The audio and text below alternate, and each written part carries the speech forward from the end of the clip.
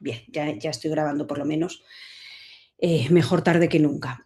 Y habíamos visto también que, bueno, dentro de esa clase magistral y en cualquier metodología podríamos, a ver que ponga esto un poco más así, que pueda ver en las dos pantallas simultáneamente.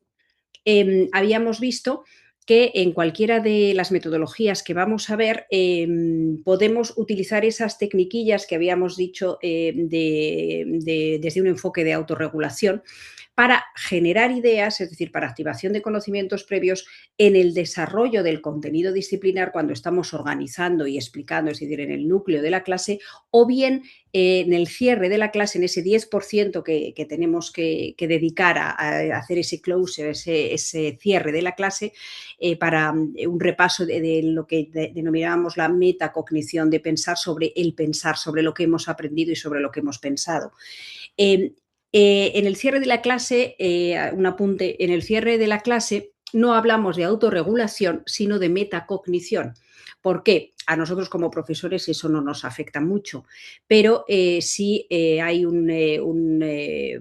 digamos, una distinción técnica o conceptual importante. La metacognición es parte de la autorregulación, pero cuando hablamos de autorregulación, hablamos de una autorregulación cognitiva, que es la metacognición, hablamos de una autorregulación motivacional, es decir, que el chaval sea capaz de decir, bueno, venga, que desarrolle esas actitudes de querer aprender, dice, bueno, venga, ¿qué voy a conseguir? Voy a conseguir esto, creo que soy capaz de esto, es decir, que se autorregule desde el punto de vista de la motivación y que se autorregule desde el punto de vista del contexto, es decir, que sea capaz de controlar y supervisar, incluso influir y regular las condiciones de su contexto a la hora de desarrollar su estudio. ¿De acuerdo? Entonces, el concepto de autorregulación es más amplio que el concepto de metacognición.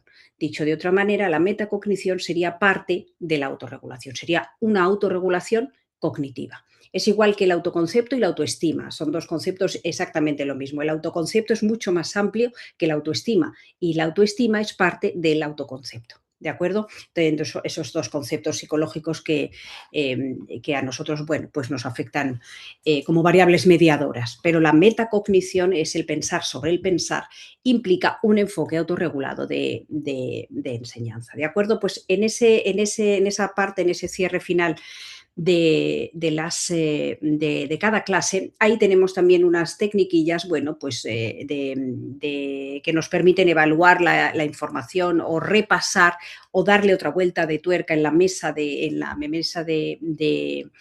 trabajo, de la memoria de trabajo, para, bueno, de alguna manera hacer ese closer y darle un push, digamos, de significatividad y de facilitación del hipocampo con la memoria de trabajo para pasarla a largo plazo, que es al fin y al cabo lo que nos interesa.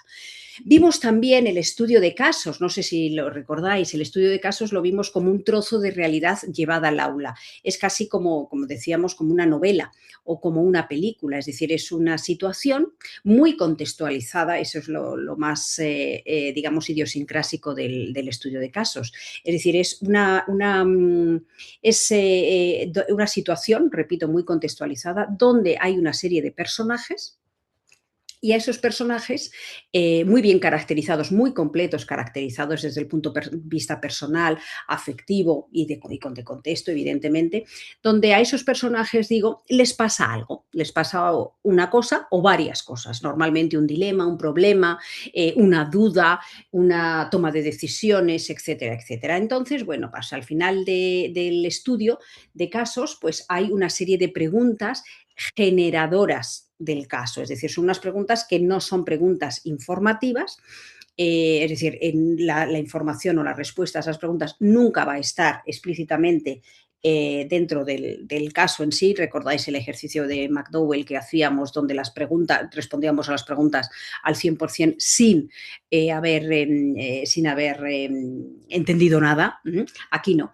Aquí os pongo este que he sacado del libro de Selva Masserman, que no sé si lo tengo en PDF, pero no sé si os lo he subido al Padlet. Yo juraría que sí, pero alguno de vosotros, si puede, que lo confirme, y si no está subido al Padlet, mañana, en la clase de mañana, que me lo diga y lo subo rápidamente, porque lo tengo en PDF, el libro de Selva Masserman, donde hay varios casos ya escritos que podéis utilizar, porque hay de matemáticas, hay de ciencias, o sea, ciencias naturales, creo que también hay de física, pero no estoy segura, de física no sé, no me acuerdo, pero desde luego de matemáticas hay varios, con lo cual, bueno, pues podéis utilizarlos. Y este es uno de ellos, la insoportable, el título ya es la insoportable fealdad del Subaru, del coche, ¿no? De la marca de coches del Subaru. Y como os decía en la última clase, bueno, pues como veis, es como una novela. Es como una novela. Es decir, puede ser, como decía, una película en sí es un caso. ¿Por qué? Porque hay una situación, hay una serie de personajes a los que le ocurre algo y al final, bueno, podríamos hacer un cineforum, que decíamos antes, sobre ciertas preguntas que impliquen pensamiento tanto de orden inferior primero como de orden superior después. ¿De acuerdo? Que aquí tenemos las fases de, bueno, aquí tenemos esto es simplemente repaso del día anterior que lo dije así un poco rápido. Cada caso, los autores que nos ofrecen casos ya hechos, ya redactados, yo os animo a que redactéis vuestros propios casos, pero bueno, y si no es ahora, nunca lo vais a hacer. ¿Por qué? Porque en la vida del docente, pues hay un agobio tremendo, bueno, la del docente de cualquier etapa educativa, y me diréis, bueno, la vida de cualquier persona del siglo XXI, efectivamente, también es muy, muy agobiante. Pero en la parte administrativa docente, como vimos en la asignatura anterior, tiene cierto peso. Y entonces, bueno, pues si no lo hacéis ahora, que estáis al principio y tenéis una actitud y una motivación que puede ser más fuerte, luego eso poco a poco, normalmente los estudios dicen que a partir del tercer año va decayendo, bueno, entre 3 y 5 años, de 1 a 3 años estáis en desarrollo, de 3 a 5 años estáis en pleno apogeo y a partir del quinto año vuestra motivación en función del contexto de la organización, como vimos si lo promueve o no lo promueve, vais decayendo, o vamos, porque yo también estoy incluida, vamos decayendo o se va sosteniendo. Entonces, repito, si no lo hacemos ahora, si no, yo os animo a que redactéis. Si no lo hacéis ahora, después, una vez que estéis dentro de la rueda, ese tiempo va a ser complicado que lo tengáis. Entonces, bueno, pues si en el departamento alguno de vosotros propone la idea de hacer un banco de casos, cada uno, por ejemplo, o cada pareja de profesores redactáis un caso sobre un tema concreto, de un concepto, un saber básico concreto, bueno, pues tenéis ahí un banco de casos para que de vez en cuando, repito, de vez en cuando, no es una metodología para utilizarla cada día en cada tema o en cada bloque, no. ¿Por qué? Porque implica un desgaste cognitivo importante. Daos cuenta que el caso nace en los másteres, en el máster en Business Administration, estos másteres que empiezan bueno, pues con el área de economía y más centrado en el área empresarial, nacen ahí. Entonces es para gente ya, es decir, para alumnado que ya tiene un cierto bagaje a la hora de enfrentarse a una información más compleja y situaciones más complejas. ¿De acuerdo? Estos casos están hechos, los de Selva Wasserman y otros, algunos de ellos que aparece, lo que pasa es que están en inglés, la mayoría de ellos están en inglés, de Selva Wasserman y López Caballero, creo que también son dos autores que nos ofrecen casos en español y adaptados a adolescentes. Con lo cual, bueno, pues ahí tenemos un pequeño banco de casos que podemos utilizar. Repito, al principio con uno o 3, por ejemplo, en todo el curso, uno cada trimestre, yo creo que sería suficiente. ¿Vale? Porque, repito, es mucho desgaste.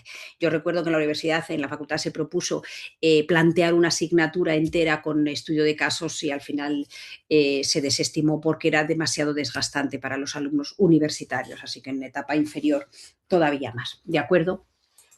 Bueno, pues aquí en cada caso, para facilitarnos un poquito la vida, tenemos lo que damos en denominar notas para el docente, que es, como estáis viendo, donde se explica un poco de qué trata el caso, cuál es el concepto que se trata y las ideas, que esto viene muy bien, las ideas que sirven de fundamento para el tema que se trata en el caso, ¿de acuerdo? Después, en esta parte, tenemos lo que llamamos las preguntas críticas o las preguntas generativas del caso. ¿De acuerdo? Entonces, aquí tenemos unas preguntas que lo podéis ver tranquilamente en casa, pero si os dais cuenta siempre son preguntas de carácter muy abierto y donde se pide siempre la opinión propia y que implica un repaso total. Fijaos, casi ahora estoy pensando, un estudio de casos, un caso podría ser al final de la unidad didáctica casi una situación de aprendizaje porque implica hacer muchas cosas. Ahora vemos las fases, que también lo dije el otro día así un poco rápido, pero vemos que, por ejemplo, en tu opinión, ¿cómo pueden ayudar las matemáticas a Elena y a Mico, que son las dos amigas, a tomar una decisión?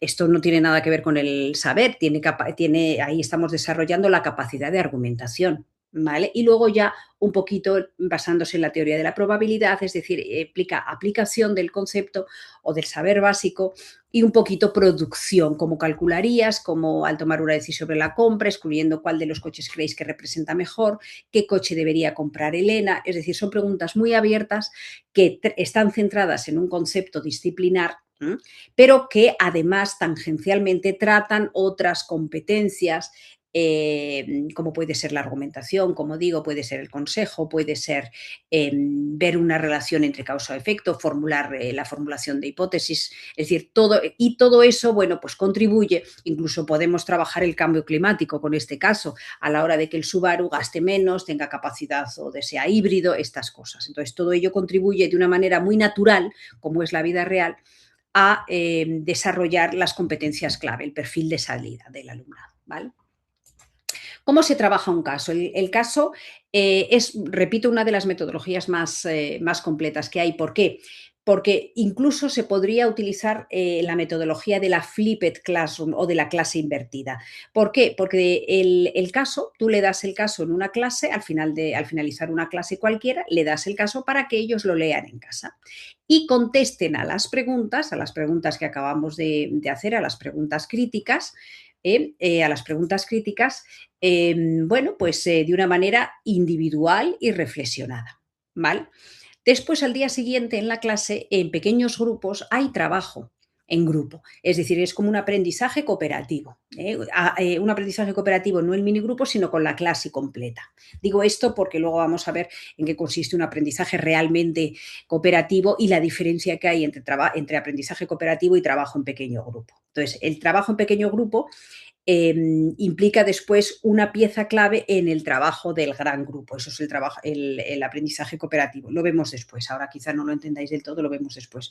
Ahora nos interesa ese análisis que hacemos, cómo se hace en la vida real al trabajar con nuestros compañeros de despacho, con nuestros compañeros de departamento, con nuestros compañeros de oficina, etcétera, etcétera. ¿De acuerdo?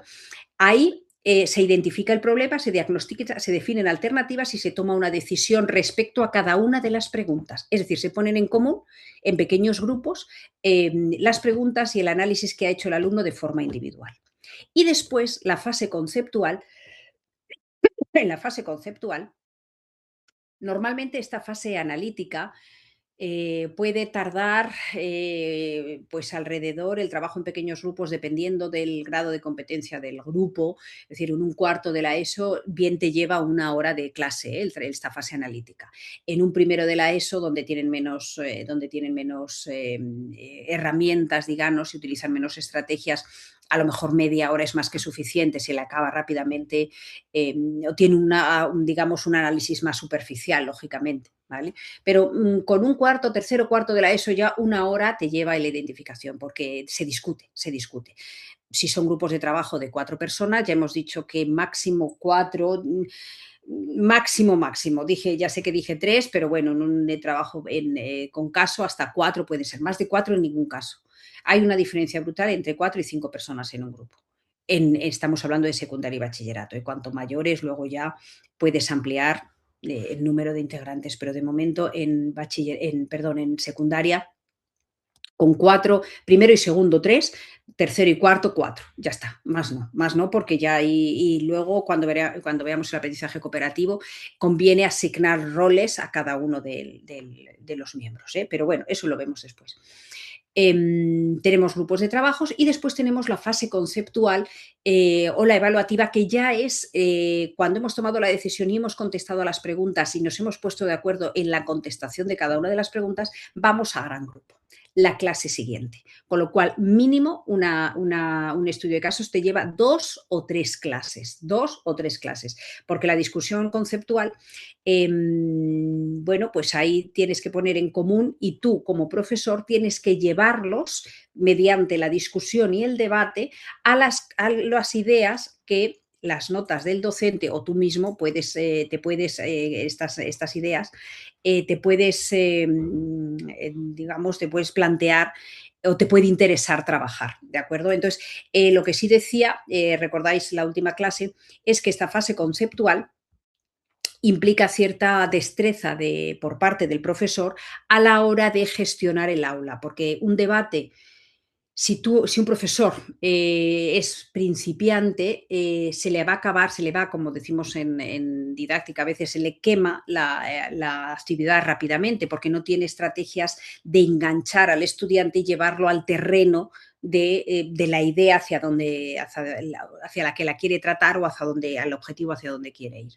Entonces, viene muy bien que esto lo hagamos no cuando entremos en el primer año de nuestro centro educativo, sino cuando ya nos encontremos un poco más seguro, ya con un control de aula importante. Porque un debate, que dices, bueno, vamos a debatir. No, un debate implica un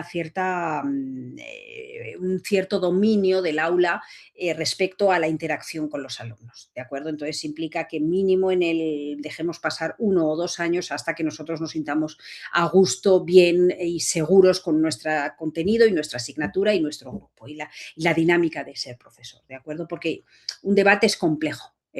Trabajar un debate con toda una clase es complejo porque ellos son muy rápidos, tienen muy poca reflexión, pero son muy rápidos. Entonces, el contestar y enganchar todas esas respuestas para vertebrar la idea implica cierta rapidez por tu parte y cierta templanza por otro lado. ¿De acuerdo?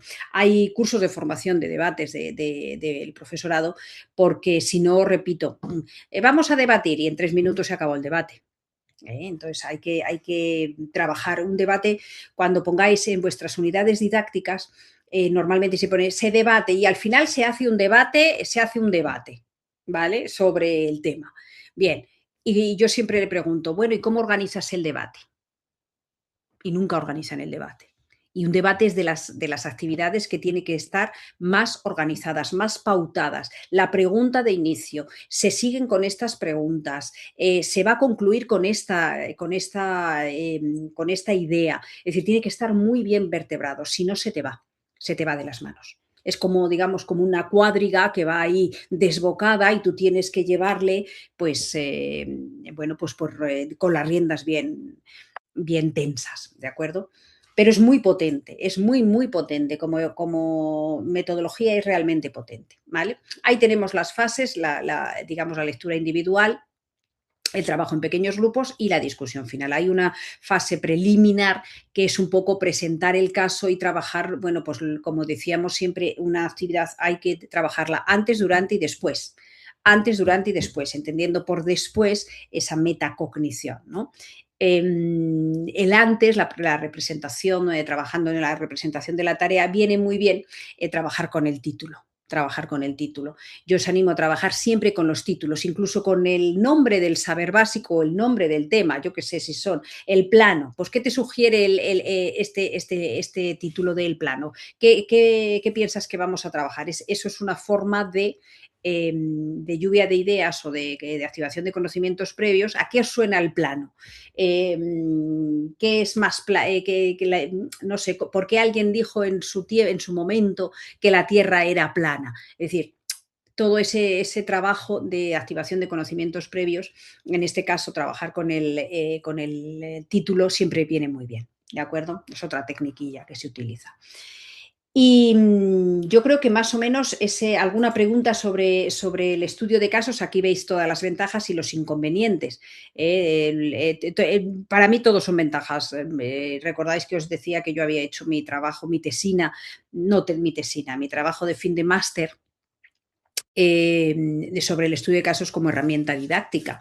Entonces, porque aquello me pareció, yo llegué al estudio de casos por mi marido, porque hizo el máster en business, un MBA en el IS en Barcelona, Y bueno, pues todo su máster era basado en casos, cada día tenían 2 casos que analizar para casa, o sea, era un trabajo brutal.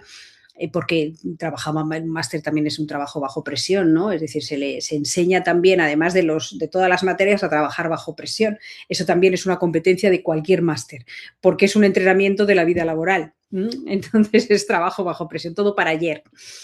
Y entonces, bueno, pues comentando, viendo, llegó pues esas historias noveladas, que aquello a mí me pareció, bueno, se me abrió aquello un escenario de potencia didáctica brutal, y digo, no, no, esto yo lo tengo que adaptar, lo tengo que explotar, lo tengo que dar a conocer, y hice, bueno, pues mi trabajo fin de máster del estudio de casos como herramienta didáctica. Dije tesina porque luego yo también soy del 98, del plan de doctorado del 98, y me tocó hacer la tesina. O sea que yo tengo el máster, la tesina, la tesis, me tocó todo me ha tocado. Bueno, bien.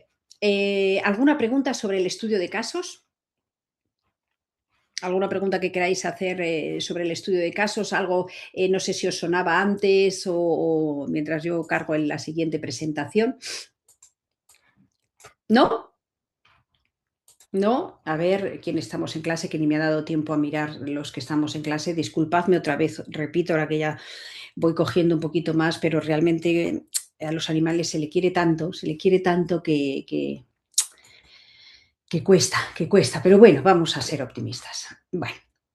No tenemos preguntas, no os sintáis intimidados por mi parte más personal, ¿no? Porque estamos dentro de una clase y, oye, cualquier pregunta que os pueda surgir, estoy abierta, ¿de acuerdo? Vale. Bueno, pues vamos entonces vamos a ver, compartir archivos, a la siguiente metodología, que es lo mismo, como os decía, el aprendizaje, el ABP, el aprendizaje basado en problemas, es exactamente la misma metodología, con los mismos principios. Hola, que no nos oías, Silvia. Que no nos oías. No pasa nada, te estábamos hablando de llegar, pero creo que no nos oía. No nos oías. No, no nos oía, no. Sí, perfecto, Juan Ignacio. Ahora mismo voy a trabajar, gracias por recordármelo. Voy simplemente a describir lo que es esta metodología y vamos a la actividad Zoom. Efectivamente, que me quedé ahí la última clase que quedé bueno, pues en presentarla hoy, porque ya podemos empezar a hacerla una vez que terminemos las metodologías. Bien, pues decía que el aprendizaje basado en problemas, el ABP, es exactamente la misma metodología que el estudio de casos, exactamente los mismos principios, el mismo enfoque. ¿Cuál es entonces la diferencia, si es la misma? Pues el aprendizaje basado en problemas es una contextualización mucho más pequeña, mucho más pequeña. Es un poco mayor que el clásico problema de matemáticas, donde, bueno, hay uno que, bueno, pues una persona que tiene un problema, o Juan tiene que ir a no sé dónde, entonces le surge la dificultad de ir por aquí o ir por allí, calcula tal. Eso es el clásico problema matemático con muy poco dato, muy poco contexto. El aprendizaje basado en problemas tiene un contexto mayor, está más contextualizado, pero justo por eso tiene menos potencia que el estudio de casos. ¿Por qué? Porque se acerca menos a la realidad. Si en términos del ONLOE estamos diciendo que la situación de aprendizaje per se es auténtica, real y cercana al alumno, pues y la realidad en sí es compleja, compleja en el sentido que están implicadas no solo un conocimiento disciplinar, sino que, recordáis cuando decíamos que cuando comprábamos una barra de pan o íbamos a hacer la compra, están implicadas no solo las matemáticas, sino matemáticas, lengua, ciencias, es decir, en cualquier situación es más compleja que una única materia. Bueno, pues entonces, en ese sentido, el aprendizaje basado en problemas es con menor contextualización, entonces con menos potencia. ¿De acuerdo? Exactamente la misma descripción, la misma prácticamente, como veis aquí, las ventajas y los inconvenientes, igual que el estudio de casos, quizá el inconveniente mayor es que tiene menos contexto. Menos contexto. ¿Cuál es la ventaja? Que carga menos a los estudiantes, pero tiene menos potencia de análisis porque tiene menos contexto, menos complejidad en el contexto real de donde están rodeados los personajes. Los personajes están simplemente un poquito esbozados, no tienen esa descripción personal y psíquica de por qué llegan a esa situación, etcétera, etcétera. ¿Vale? Aquí os pongo un ejemplillo. Por ejemplo, pues esto es un aprendizaje, un ABP, un aprendizaje basado en problemas. Dice, a la botella no es una compañía de verdad, es un ejemplo ficticio. Su director es un hombre casi tan entrado en kilos como en años. Es responsable, trabajador y ha conseguido que su empresa de productos lácteos embotellados sobreviva casi 30 años. Todo iba bien hasta que hace unos años las ventas empezaron a descender. Y bueno, pues el futuro de la botella está en peligro. Entonces deciden contratarte a ti, ¿veis? Joven, con talento, especialista en marketing, y debes buscar una solución creativa para aumentar el beneficio de la empresa. Es toda una responsabilidad y no sabes, bueno, pues veis que yo meto siempre así como cosas un poco más motivadoras para que no sea tan seco tus apuntes de marketing y recuerdas que un profesor te dijo una vez, el marketing sirve para unir al producto con el mercado. Sí, que muy bonito, pero puedes hacer tú, joven ficticia, ¿qué puedes hacer tú para conseguir que tu producto enamore a los clientes hasta que lo ignoran? ¿Vale? Y bueno, aquí yo le propongo en la materia de economía e innovación en bachillerato, le propongo la técnica real que utilizan los creativos a la hora de trabajar el design thinking, el pensamiento creativo, ¿no? Que es la técnica Scamper. ¿Por qué la pongo en el aprendizaje basado en problemas? Porque este ejemplo, aprendizaje basado en problemas, el pequeñito contexto, el problema,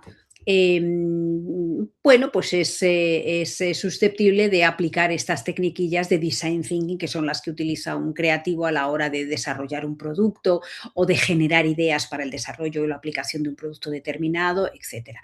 No más. Es decir, esta técnica o esta estrategia de Scamper, más que una estrategia, yo diría que es una técnica de generación de ideas, bueno, pues es una manera que podéis utilizarla tanto en una ABP, es decir, no está unida solo a la ABP, al aprendizaje basado en problemas, sino que esta la podemos utilizar en cualquier momento, en cualquier contenido, en cualquier metodología. ¿De acuerdo? Bueno, pues esa es la técnica Scamper. No sé si alguno la conocíais. ¿Conocíais alguno la técnica Scamper? ¿No? ¿No? Bueno, pues digamos, es como un apócrifo, ¿no? Bueno, pues sustituir, combinar, adaptar, modificar, poder eliminar y reorganizar. Digamos, eso es lo que forma la palabra Scamper.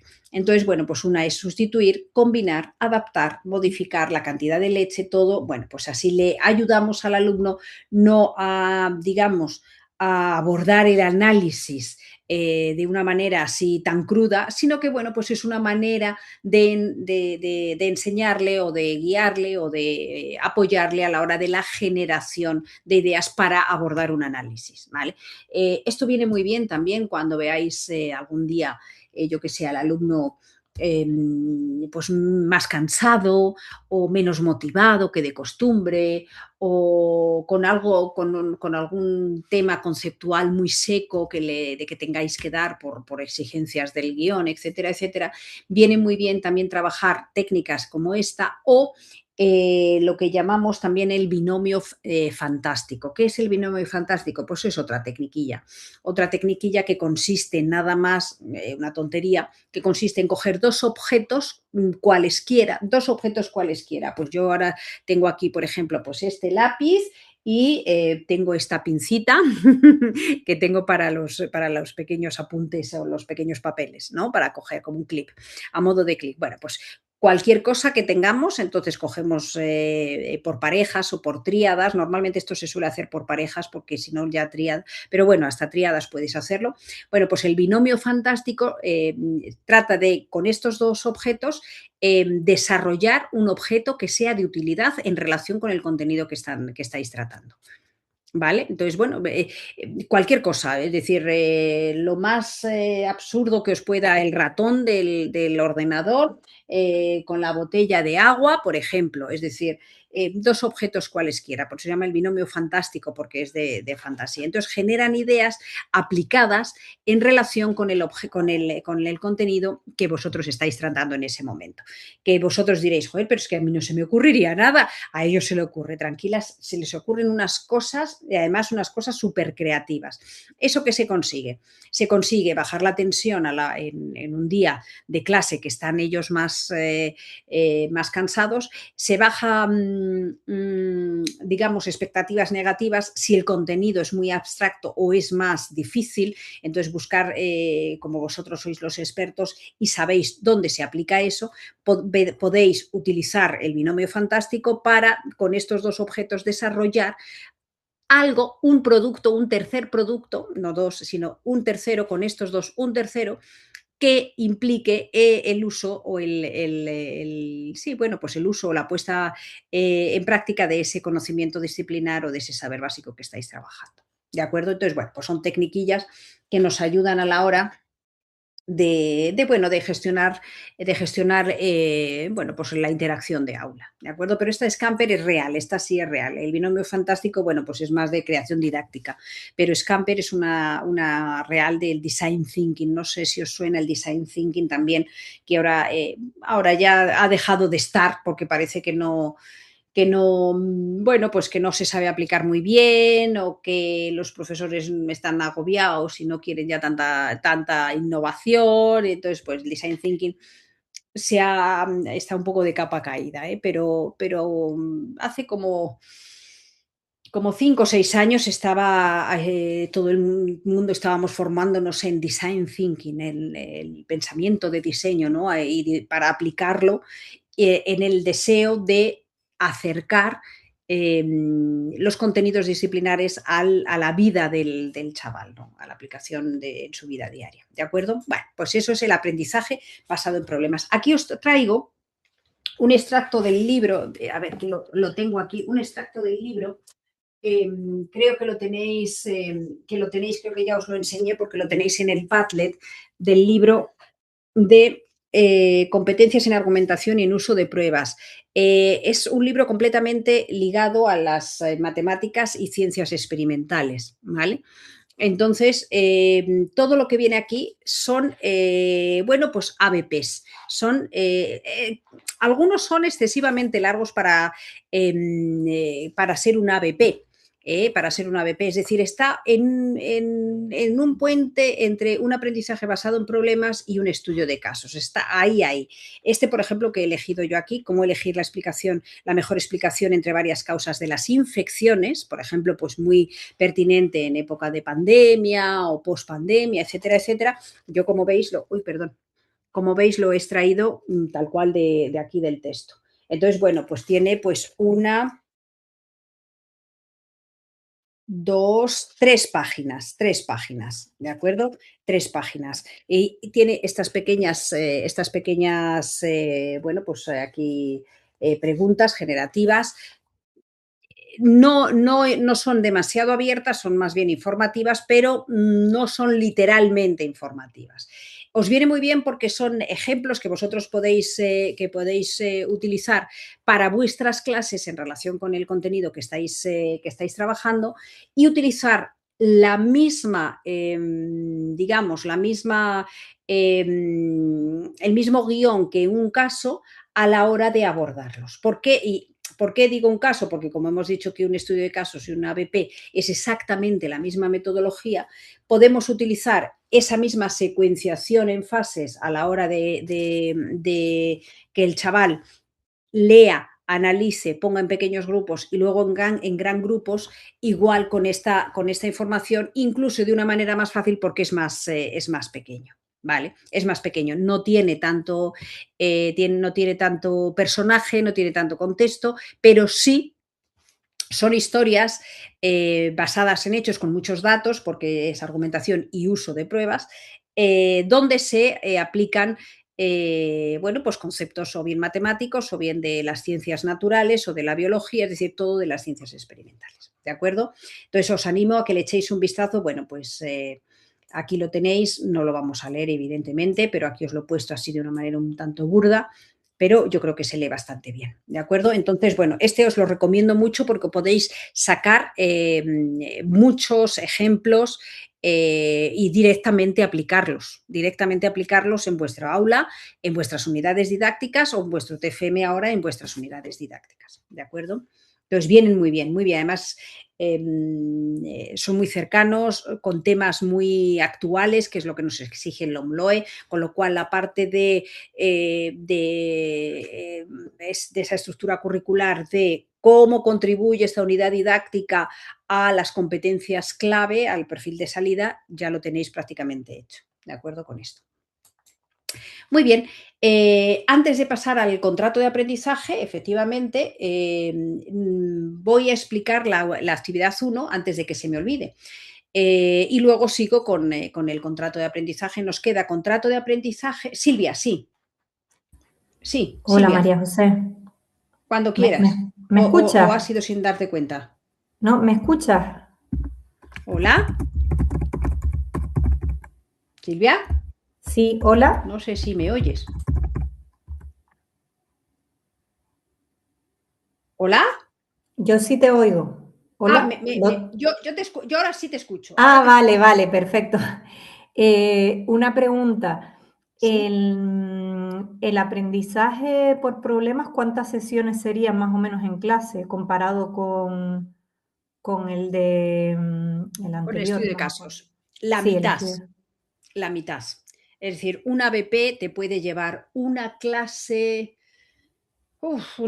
quizá una clase y media, no más. No Vale. más. No Y más. sería, y Luego, los alumnos lo trabajarían solo en clase. no, no, no, Ah, las mismas fases que el estudio de caso. La potencia de ambas metodologías está en ese, lo que llamamos en didáctica, en esa secuencia de racimo de uvas. Es decir, primero individual, después en pequeños grupos y después en gran grupo. ¿Vale? Entonces, el ABP dependiendo qué ABP sea, es decir, ujú. si es un ABP un poco más complejo, bueno, en cualquier caso, yo diría, en cualquier caso, aunque sea un poco más complejo, la única diferencia sería que si es más complejo, el alumno a la clase siguiente te va a plantear en los pequeños grupos más dudas. Si es algo más sencillo, como por ejemplo a la botella, este ejemplillo que os he puesto de a la botella, pues no va a tener dudas porque es que no hay dudas que tener. Quiero decir que tiene pocos datos y es más creación, ¿no? De propuesta de ideas. En este caso de las causas de las infecciones que proponía Pilar Jiménez, en el ejemplo que os he puesto es más largo, tiene más datos. Entonces el chaval en casa lo puede leer, pero quizá te pueda plantear al día siguiente muchas más dudas a la hora de pequeños grupos, ¿vale? Entonces, un poquito Vale. en el tipo de lectura, si tiene más o menos datos y cómo son las preguntas que les vas a plantear respecto o que le pides respecto a ese ABP, ¿de acuerdo? Pero en cualquier caso yo Vale. recomendaría siempre que lo lean en casa. Digamos, si tendemos o la LOMLOE nos dice que la flipped o la clase invertida tiene potencia, es justamente, ahí está justamente la potencia. Es decir, primero el análisis que lo haga él solo, es decir, necesita leer solo, necesita reflexionar solo y por tanto necesita pensar solo. Y luego ya tiene que Vale. defender su trabajo, es decir, su postura, su reflexión y su análisis junto con otros compañeros. ¿Que son más Vale. pequeñitos? Pues con 3. ¿Que son de tercero o cuarto ya de la ESO? Con 4 integrantes del grupo, me refiero, ¿vale? Pero un Vale. ABP así para poco iniciados, para de primero y segundo de la ESO, en una clase, en una clase suficiente, una clase y media quizá. En tercero y cuarto de la ESO, bueno, una clase y media bien a gusto te lleva, porque son ya más largos, el ABP es más largo, el problema planteado es un poco más largo, un poco más complejo, los conceptos, los contenidos, entonces necesitan pensar más, ¿vale? Pero también tienes que Vale. pensar, repito, qué es lo que le pides. Si le pides creación o le pides análisis o le pides justificación, eso ya es más complicado. El verbo cognitivo, la actividad cognitiva que le pidas influye en el tiempo En que el ellos tiempo. pueden gastar, ¿vale? Eso sí, Vale. también en ambos casos el profesor tiene que haberlo trabajado mucho antes, de forma individual también. Siempre Vale. con la premisa, si les pedimos pensar, tenemos que haber pensado nosotros antes, porque si no se te quema la actividad rápidamente. Y luego después, a lo mejor un alumno te dice algo y a ti te va a venir y dice, es verdad, pero ¿cómo no me he dado cuenta? Si esto lo podía haber aprovechado yo para tal, no sé qué. Es decir, ahí te puede, es decir, si tú no te lo planificas bien, las ideas a las que quieres que lleguen, cuáles son los conceptos que quieres tratar y las ideas a las que quieres llevarles, se te va, uy, el perrillo por ahí. Sí, perdón. Se Nada, dispersan, si no, los alumnos, se ¿no? dispersa, efectivamente, Sí. se dispersa y se quema, es decir, no te va a dar esa sustancia. ¿De Vale, acuerdo? Muy bien, entendido. pues Gracias. entonces, nada, vamos entonces a ver la actividad para que vosotros ya también vayáis viendo un poquito y escogiendo qué es lo que tenéis que hacer. La actividad, como veréis, a ver, un momento, si las veo yo. Aquí está, actividad uno. A ver.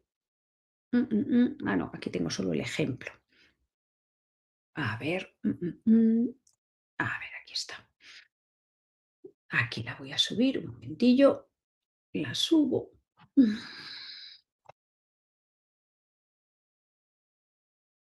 Bueno, si no había abierto esto, qué tonta. Ahí estamos. La actividad en sí se titula Dos metodologías y un único saber. Entonces, haciendo una meta enseñanza de qué puede ir la actividad, trabajando con el título de la actividad, pues puede ir, evidentemente. Ay, se me ha vuelto a abrir esta. Ay, no me la. Estoy tonta hoy, ¿eh? No, pero ¿por qué no me la? A ver, ahora. Es que no me la había cargado. Perdonar. Pues ¿de qué puede tratar? Bueno, pues se trata de escoger un saber básico. Ahora sí. Aquí tenemos la plantilla voy a ponerla un poquito más. Eso es. No sé si tengo un PowerPoint, a lo mejor. No, no, porque es. Voy a poneros luego un ejemplillo de unos compañeros que lo han hecho muy bien. La plantilla es esta, que siempre, repito, es la misma plantilla. La misma plantilla pone actividad, aquí pone actividad 2 porque antes era la actividad 2, ahora es la actividad 1, no pasa nada. Planificar la evaluación. Ay, pero si he puesto planificar las. Pero qué Ay, madre, de verdad, estoy dispersa total. Hoy yo sí que estoy dispersa, perdonadme. Perdonadme que os he. Fíjate qué tontería. Y estoy que no estoy. A ver, compartir archivos, vamos a ver.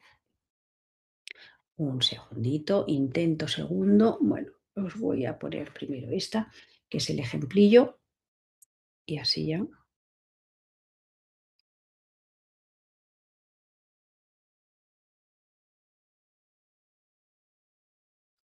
Fíjate, estaba leyendo planificar la evaluación y aún así no era capaz de leerlo. Es que cuando uno tiene la cabeza donde no la tiene que tener. Vamos a ver.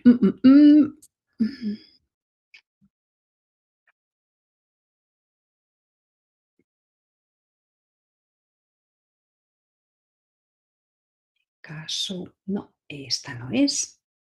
Bueno, pues vosotros creéis que la encuentro ahora. O sea, es que no soy capaz ni de leer casi, ¿eh? Vamos a ver, vamos a ver. Ahora, Dios mío bendito. Ahora estamos convirtiendo. A ver. Y esta la quito. Ahí estamos. Esta la voy a quitar para que no nos hagamos lío. Dos metodologías y un único saber. Bueno, pues vamos a ver. Entonces, la plantilla, como siempre, es la misma. Actividad, dos metodologías y un único saber. Primero, integrantes del grupo. Tenemos que elegir un grupo, o sea, un curso dentro de primero, segundo, tercero, cuarto de la ESO o primero y segundo de bachillerato. Yo siempre os aconsejo escoger algún grupo o algún curso de bachillerato de ESO, porque bachillerato, como tenemos ahí la EBAU, es menos, digamos, menos susceptible de trabajar una metodología determinada que no sea la tan tradicional por lo que todos sabemos. Bien, tenemos que escoger un saber básico de nuestra materia. Digo de nuestra materia porque, aunque yo siempre aconsejo que entrenéis alguna otra materia, es decir, puede ser, hombre, no digo que os vayáis a expresión artística, que puede ser diametralmente distinta, pero intentad utilizar una materia que no sea siempre matemáticas o física. O química, sino una materia que, bueno, que vosotros nunca vayáis a impartir de momento, quizá por cuestiones de la institución educativa os puede tocar en algún momento, no tiene por qué, pero bueno, en algún momento puede ser, pero así de esta manera entrenáis, ya que en la segunda parte de esta asignatura es la parte más específica de matemáticas. Entonces, si siempre estáis con matemáticas, no entrenáis las metodologías en otros saberes que, bueno, os puede ayudar a ampliar vuestra visión docente, ¿de acuerdo? Entonces, elegimos una materia, elegimos un saber básico de esa materia, elegimos el curso, primero, segundo, tercero de la ESO o primero y segundo de bachillerato.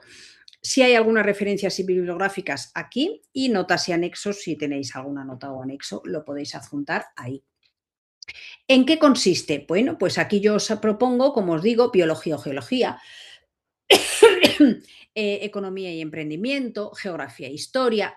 Yo os propongo esa, que me decís, es que a mí esas no me van bien, no me siento cómodo, no tal. Vale, bueno, no tengo ningún argumento en realidad, excepto el que os he dicho de que ampliéis vuestra, digamos, vuestra acción docente a otras materias que no sean siempre las vuestras, ¿vale?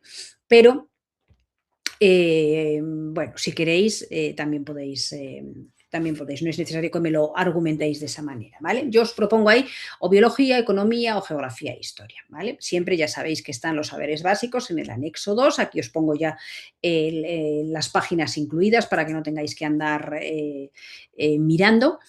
Y el procedimiento es, elegimos la materia, como os he dicho, elegimos el saber, como he dicho, y elegimos dos de las metodologías que vamos a ver en clase.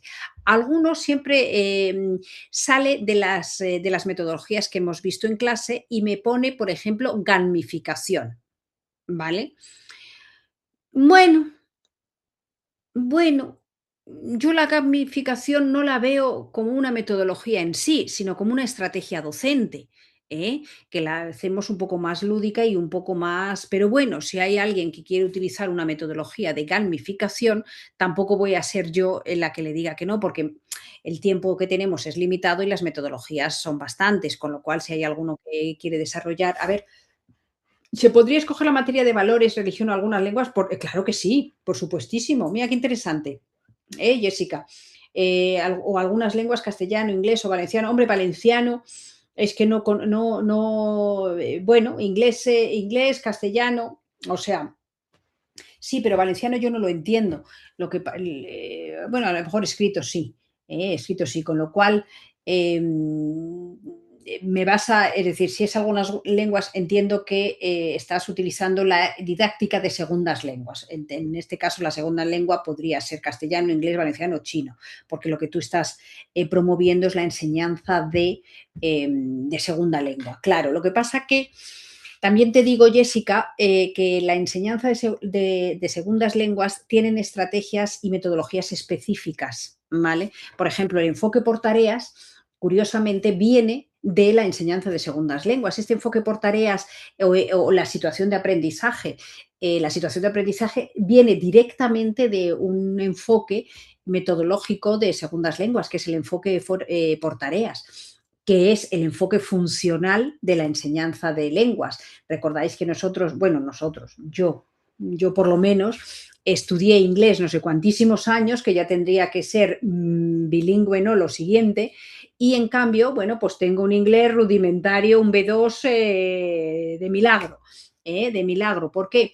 Porque la enseñanza que tuvimos fue una enseñanza muy estructural, muy gramatical, muy basada en la gramática, no en el uso de la gramática. Pues análogamente es la misma enseñanza que nos han dado a nosotros de forma tradicional, muy basada en contenidos, pero no en la aplicación de los contenidos. Entonces, análogamente han tenido, o paralelamente, mejor dicho, han tenido como un desarrollo paralelo los dos. Entonces, bueno, de la enseñanza funcional por funciones lingüísticas, por ejemplo, una función lingüística es pedir, aconsejar, negar, invitar, es decir, los actos de habla, todo lo que hacemos con el habla, esas acciones que hacemos con castigar, pedir perdón, convencer, todo eso son funciones lingüísticas, ¿no? Funciones del habla. Entonces, de ahí el enfoque funcional de la lengua, de la segunda lengua, y de ahí derivó al enfoque por tareas con una tarea final que era una tarea de producción lingüística, donde el chaval tenía que, pues eso, aconsejar o tal. Bueno, pues eso es exactamente trasladado a la enseñanza curricular, a la enseñanza formal, lo que ha pasado con la situación de aprendizaje. Es exactamente la misma digamos, cadencia de unidad didáctica. Una situación de aprendizaje se denomina aquí una tarea final, y de hecho muchas veces a mí se me puede cruzar y llamar a la situación de aprendizaje tarea final. O yo siempre o casi siempre denomino tareas a las actividades, porque para mí son tareas, es decir, tienen más carga de funcionalidad, un poco contaminándome de la enseñanza de segundas lenguas, ¿de acuerdo? Entonces, bueno, pues análogamente, con lo cual quiero decir que la enseñanza de segundas lenguas tiene una metodología muy específica. Yo no me metería en enseñanza de segundas lenguas, en metodologías quédate con valores o religión. Por ejemplo, si te apetece, sí, sin ningún problema. Pero enseñanza de segundas lenguas te puede ocasionar bueno, pues a lo mejor más dificultad, y más que te toca aquí yo, como soy yo una profesora que viene, pues que estoy entre las dos. Entre los 10 primeros años de mi carrera fueron de enseñanza de segundas lenguas y en español para fines específicos de lingüística, con lo cual pues ahí ya te ha tocado una que sabe un poco del tema, entonces ahí te puede sacar un poco más la punta, ¿no? En la actividad hay que ser estratégico también en ese sentido, ¿de acuerdo? Muy bien, pues quitando eso, cualquier materia, ¿vale? Entonces, ¿de qué se trata? Tenemos que describir, como pone ahí, y desarrollar las metodologías según los siguientes puntos. Justificación, es decir, ¿por qué he elegido yo esta metodología? ¿Cuáles son los principios teóricos de aprendizaje en los que se basa esa metodología? ¿Cómo lo tengo que hacer? ¿Redactando? No.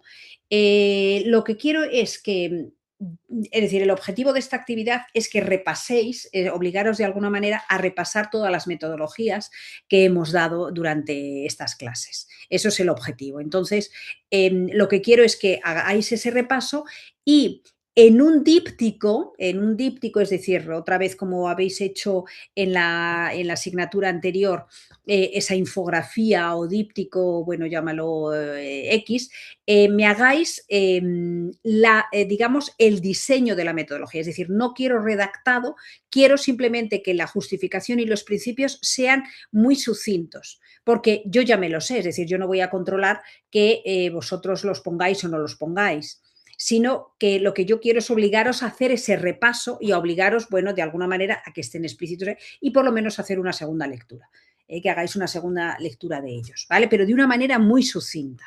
¿Qué papel tiene el profesor y qué papel tiene el alumno? Ya está, en esa metodología, ¿de acuerdo? Y después tenemos la didactización del saber básico con dos metodologías. Yo puedo utilizar, por ejemplo, pues yo qué sé, de biología, el clima, que viene siempre muy bien y es muy sencillo, ¿no? El clima, el relieve y el clima. Bueno, solo el clima, venga. Entonces, voy a coger un estudio de casos y un aprendizaje cooperativo. Y entonces, en un díptico voy a poner el estudio de casos y voy a poner un aprendizaje cooperativo y voy a secuenciar las actividades, pero no las quiero redactadas y desarrolladas, no, porque eso sería una unidad didáctica y no es el caso. Yo lo que quiero es que veáis qué secuenciación tiene, otra vez que repaséis las metodologías, los puntos de cada metodología y que repaséis y secuenciéis cuál, digamos, cómo sería la secuenciación de la aplicación de esa metodología con imbricando ese saber básico que habéis elegido, ese contenido que habéis elegido. ¿De acuerdo? Entonces, secuenciar las actividades en la aplicación y señalar el criterio de secuenciación. Normalmente esto no me lo hacéis, no me lo hacéis. Sensibilización, análisis, producción. No me lo soléis hacer, pero el criterio de secuenciación basta con que me pongáis cuál es el criterio de secuenciación. Algunos sabría ya decir, no, todavía, no ya, todavía recuerda cuál es el criterio de secuenciación en cualquier metodología que hemos estudiado o que vayamos a estudiar, cuál es el criterio de secuenciación de las actividades. ¿Recordáis la diapositiva que tenía esta forma, que se abre y se cierra, o así, o en esta forma? La diapositiva estaba en esta forma, es decir, las actividades, la secuenciación de las actividades siempre tienen que ir de más controlada a menos controlada, de más, digamos, práctica más mecánica a práctica más productiva, mayor producción. ¿Vale? Esa es la secuenciación general para cualquier tipo de... Veas el estudio de casos que acabamos o el ABP que acabamos de ver, que hemos dicho que son la misma secuenciación. Primero contestamos a las preguntas, bien, y después al final tomamos una decisión de cuál en pequeños grupos y luego en gran grupo tomamos una decisión consensuada de cuál es la respuesta mejor a cada una de las preguntas. Eso es una producción, primero lectura individual, luego en pequeños grupos y luego en gran grupo, de más controlada a menos controlada, de más controlada a mayor producción. ¿Vale? El criterio, alguno me preguntáis en alguna ocasión, dice, este criterio que pones aquí en sensibilización, análisis y producción, este criterio justamente es un ejemplo que yo pongo de enseñanza de segundas lenguas, de español como lengua extranjera, por ejemplo, del inglés como lengua extranjera. Primero sensibilizar, luego análisis y luego producción. Te das cuenta, Jessica, que en este caso es distinto el criterio. Por eso te decía que no te metas ahí en un jardín donde no te tienes por qué meter, ¿eh? No te metas en ese charco que se suele decir, ¿de acuerdo? Pero ese es el criterio. Siempre en cualquier metodología, en cualquier contenido, en cualquier curso y para siempre, en cualquier unidad didáctica, el criterio de secuenciación es de más controlada a más producción. Y la de producción será la situación de aprendizaje, porque producen, crean, diseñan. Y con eso es más que suficiente. Algún ejemplillo que os ponía yo aquí, en el aula tenéis colgados algunos ejemplos. Aquí no sé si os he colgado, a ver, de unos compañeros, por ejemplo, para la clase magistral, una muy buena clase magistral, ¿vale? El entorno como fuente de ideas y oportunidades. De todo el mundo y entre todos los mercados, ¿dónde quiero empezar a indagar? Bueno, pues entonces aquí hace un poco digamos, la secuenciación de una clase magistral, el por qué, la base, la didactización y los roles. ¿Veis cómo de alguna manera lo didactiza, de alguna manera, los principios teóricos de aprendizaje? ¿Sí? Y aquí tenemos la clase magistral, que es Economía y Emprendimiento de cuarto de la ESO. Bueno, pues lo trabaja de esta manera. Fijaos, roles clave. El profesor, el estudiante 2. Bien. Y aquí tenemos el aprendizaje cooperativo, ¿vale? Mismo saber básico con un aprendizaje cooperativo. Conclusiones todos juntos, la misma didactización, ¿vale? Y aquí ellos me ponen el Real Decreto con Economía y Emprendimiento para justificar muy adecuadamente que no se han inventado el saber básico, sino que está también dentro del Real Decreto correspondiente, ¿de acuerdo? Entonces, bueno, esto lo tenéis colgado para que veáis un poquito, pero como veis es algo sencillo, que implica diseño, es decir, es una actividad compleja en ese sentido, compleja cognitivamente en ese sentido, Pero bueno, eso es lo que más o menos os pongo el ejemplo porque me parece que está muy bien didactizado para lo que yo pedía. Tenéis más ejemplos en la... nosotros adjuntamos no, no es necesario, Jessica, no es necesario, no es necesario. Si tú quieres porque a ti te viene bien como grupo o a ti como a nivel personal te viene bien tenerla, porque dices, hombre, pues mira, si yo ya la tengo aquí metida con esta tal y si la tengo que utilizar algún día, pues así la cojo y la aplico a otra materia o a otra o en mi vida profesional. Entonces, a mí me interesa tenerla ahí, no para mí como para mi profesora, sino para mí como alumna. ¿Vale? Es decir, para ti como personalmente, no todo, como hemos dicho cuando hablemos de la evaluación, para el aprendizaje no todo tiene que ser para el profesor. También dices, no, mira, es que yo quiero poner esto porque a mí me viene bien. Aunque tú digas, ¿y esto para qué lo pones? Porque a mí me viene bien. Y eso me viene también muy bien. ¿De acuerdo? Permitidme que ya termine con el contrato de aprendizaje. Bueno, ¿tenéis preguntas sobre esto? ¿Sobre la actividad?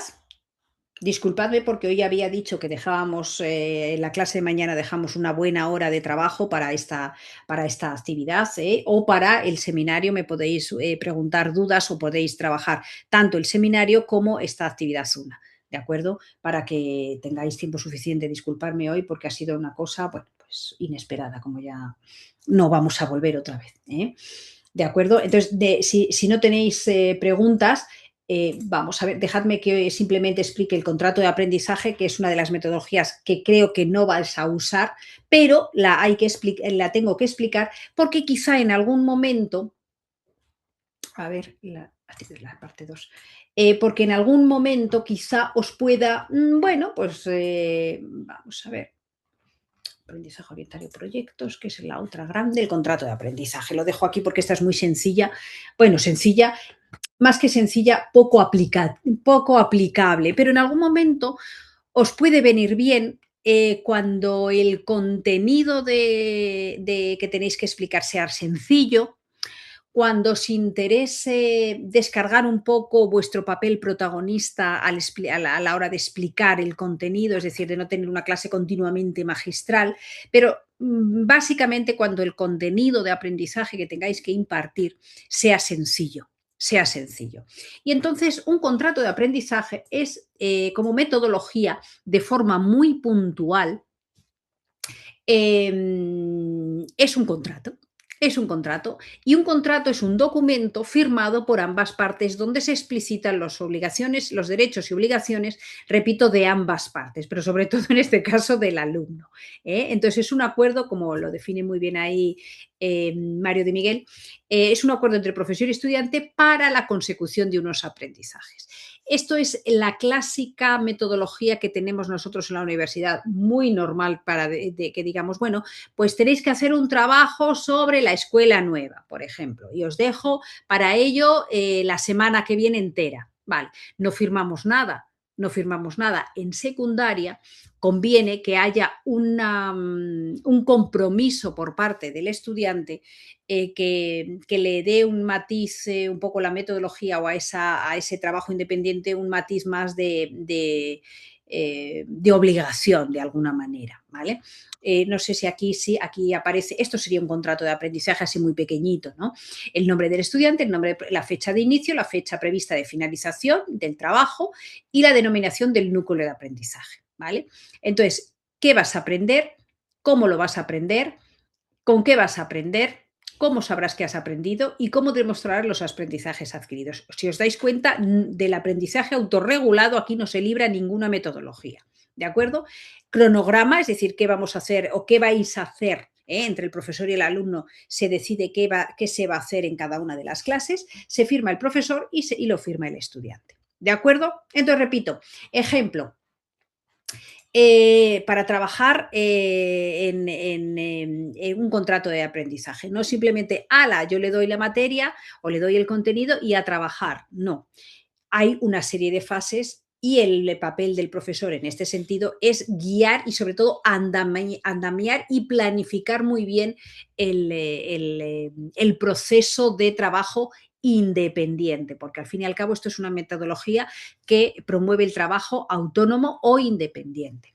tenemos que primero organizar los grupos de trabajo y distribuir el trabajo. Pues, por ejemplo, en este caso, si tenemos 8, yo, por ejemplo, lo hago, como decía, en la escuela nueva, en esa parte de historia de la educación, y se constituyen grupos de trabajo y se establece el calendario de reuniones de cada grupo con el profesor, ¿vale? 8 semanas lectivas. La importancia, la defensa de la libertad y el énfasis en la transformación social. Es decir, como tenemos un grupo grande, pues a cada grupo, para que no sea siempre lo mismo, unos tenemos la escuela nueva, otros tienen la escuela libre y otros tienen la escuela crítica. Bueno, contenidos distintos.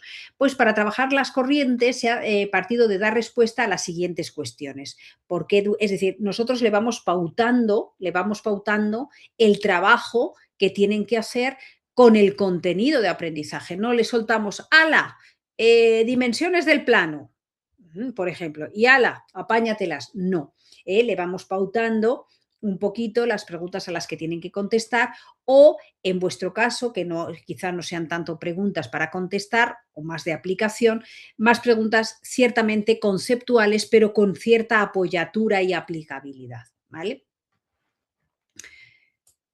Bibliografía, en vuestro caso, yo creo que no sería necesario. Luego se le pauta un índice de trabajo grupal, se le pauta y se le exige. Un hito del contrato de aprendizaje será que te entreguen un índice o una estructura del trabajo, o cómo van a abordar el trabajo. Es decir, una hoja en papel o, bueno, en ordenador, pero donde digan las pautas que van a hacer para contestar a las preguntas planteadas con ese contenido, ¿vale? Y después se expone en gran grupo, nada más. La última parte de exposición en gran grupo a veces se puede hacer y a veces no se puede, no se debe hacer. Es decir, no lo implica la metodología. Lo que pasa que yo siempre os animo a que haya una exposición en gran grupo, porque esto siempre baja mucho la ansiedad del alumno del sentimiento de a ver si lo he hecho mal, a ver si lo he hecho bien. Y de alguna manera hay una cierta motivación a la hora, pero sobre todo baja el nivel de ansiedad.